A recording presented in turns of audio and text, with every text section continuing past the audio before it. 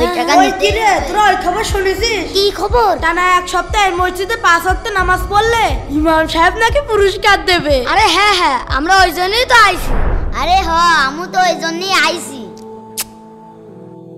আচ্ছা ইমাম সাহেব দেখার আগে আমরা তাড়াতাড়ি নামাজে দাঁড়িয়ে পড়ি। হ্যাঁ হ্যাঁ, চল চল।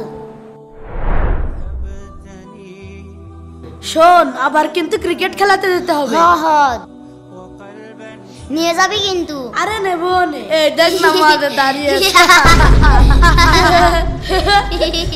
দেখি তো কে কে নামাজে আসলো। এই ইমাম সাহেব এসেছে। মাশাআল্লাহ, অনেকেই তো এসেছে।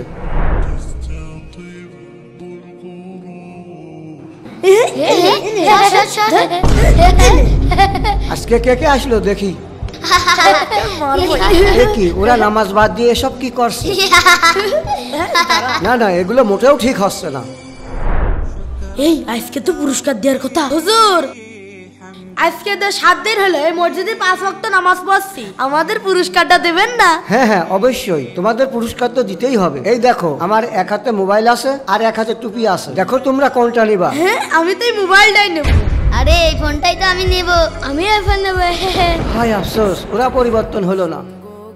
এ ছেলে, তুমি পুরস্কার নিবা না? জি দাদু হুজুর, আমি এই টুপিটাই নেব। আলহামদুলিল্লাহ, একজন তো পরিবর্তনে আসলো। দেখি তো টুপিটা। বন্ধুরা, সঠিকভাবে নামাজ আদায় করলে কোনো নামাজ বৃথা যায় না। আমি কি ঠিক বলেছি?